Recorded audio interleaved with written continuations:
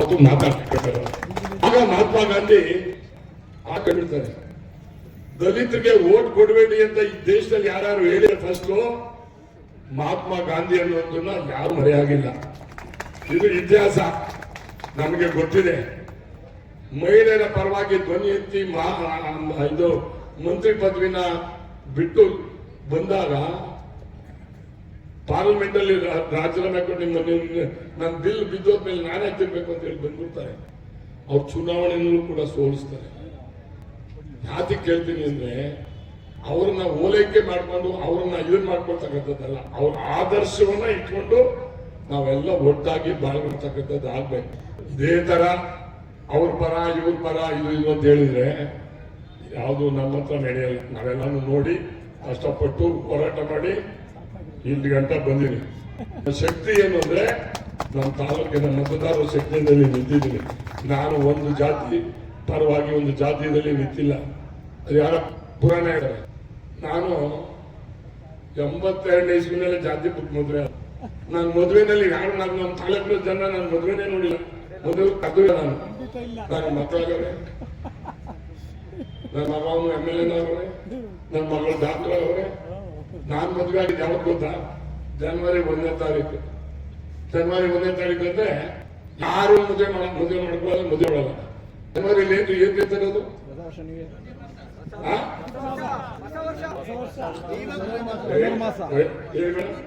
ಧನುರ್ ಮಾಸದಲ್ಲಿ ಯಾರು ಮದುವೆ ಆಗ.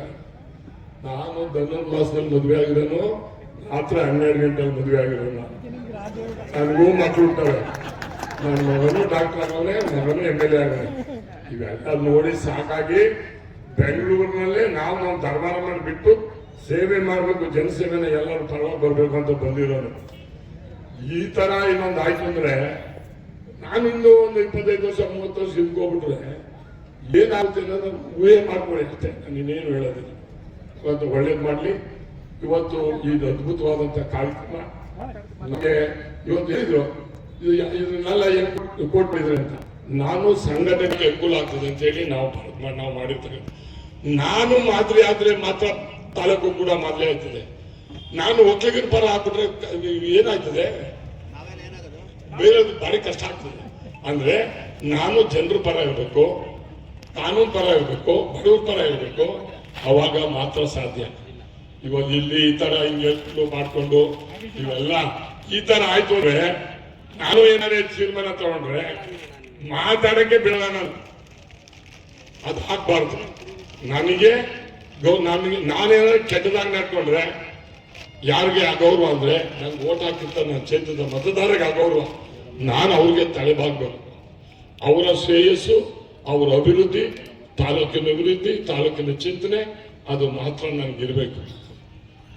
ಇದನ್ನ ಮಾಡಕ್ ಹೊಟ್ಟಾಗ ಈ ಯಾರ ಈಗ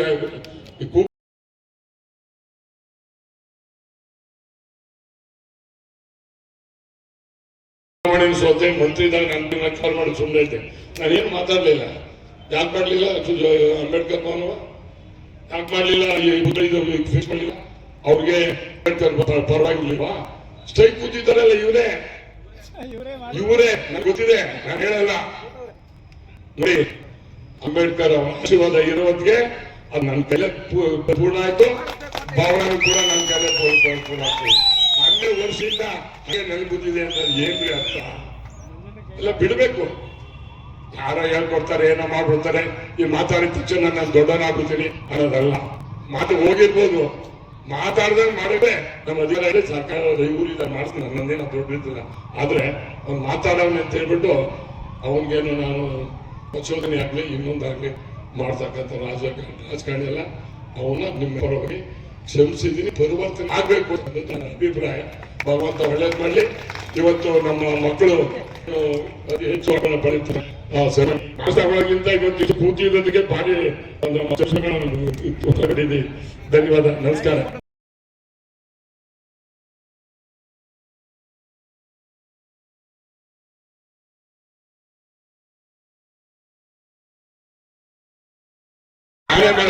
ಈ 4 ಕೂಡ ಮಾಡ್ತೀನಿ. ನಮ್ಮ ಜಿಲ್ಲೆನಲ್ಲಿ ಎಲ್ಲ ಚೆನ್ನಾಗಿದೆ ಅಂದ್ರೆ ನೀವು ನನಗೆ ಮಾತಾಡ್ಸ್ಕೊಂಡಿದ್ದು ಮಾತಾಡ್ಸ್ಬೇಕು. ಇದೊಂದು 6 ತಿಂಗಳ ಒಳಗಡೆ ಭವನ ಆಗ್ತದೆ. ಅವತ್ತು ಪಕ್ಷಾತೀತವಾಗಿ ನನ್ನ ಪ್ರಿನ್ಸಿಪಲ್ ಎಲ್ಲ ಪಾರ್ಟಿಯಲ್ಲಿ JDS, ಬಿಜೆಪಿ, ಕಾಂಗ್ರೆಸ್ ಇರುತ್ತೆ, 3 ಪಾರ್ಟಿ ಲೀಡರ್ನು ಕಳಿಸಿ ಒಂದು ವಿಶೇಷವಾದಂತ ಸಮಾಧಾನ ಮಾಡ್ತಾರೆ. ಅವರ ಮಾತಾಡ್ತೀನಿ ಅಲ್ಲಿ. ಥ್ಯಾಂಕ್ ಯು, ಧನ್ಯವಾದ.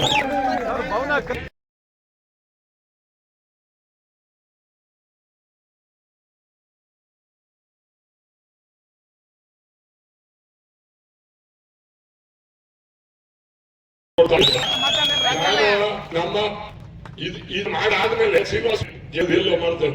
ಶ್ರೀನಿವಾಸ್ ಇದರಲ್ಲೂ ಕೂಡ 2 ಸ್ಟ್ಯಾಚ್ಯೂನು ಕೂಡ ಇದರಲ್ಲಿ ನಮ್ಮ ಶ್ರೀನಿವಾಸ್ ಪ್ರಸಾದ್ ಕಾನ್ಸ್ಟಿಟ್ಯೂನ್ಸಿ ಅಶೋಕ್ಪುರ ಬಲ್ಲ ನಂಜನಗೂಡಲ್ಲಿ ಸೇಮ್ ಸ್ಟ್ಯಾಚ್ಯೂ ನಾವು ಯಾರು ಮಾಡಿದ್ದು ನಾನೇ ಕೂರಿಸಿದೆ. ಅಲ್ಲೂ ಕೂಡ ಮಾಡಿದ್ವಿ. ಅವರು ದೇವರಿಗಿಂತ is highest in my heart. Thank you. ಕೋಟಿನ ಬಿಡುಗಡೆ ಮಾಡಿದ್ದಾರೆ. 1.5 ಕೋಟಿಗೆ ಆಗಲೇ ಬಿಡುಗಡೆ ಆಗಿದೆ, ಟೆಂಡರ್ ಆಗಿದೆ. ಪ್ರಾರಂಭ ಇವತ್ತು ಗುದ್ದಿ ಬೀಜ ಹೊಡಿದ್ದು ನಾಳಿಂದಾನೆ ಶುರು ಮಾಡ್ಕೊತೆ. ಇನ್ನು 2 ಕೋಟಿನೂ ಕೂಡ ಇದಾದ ತಕ್ಷಣ 2 ಕೋಟಿನೂ ಕೊಡ್ತೀವಿ.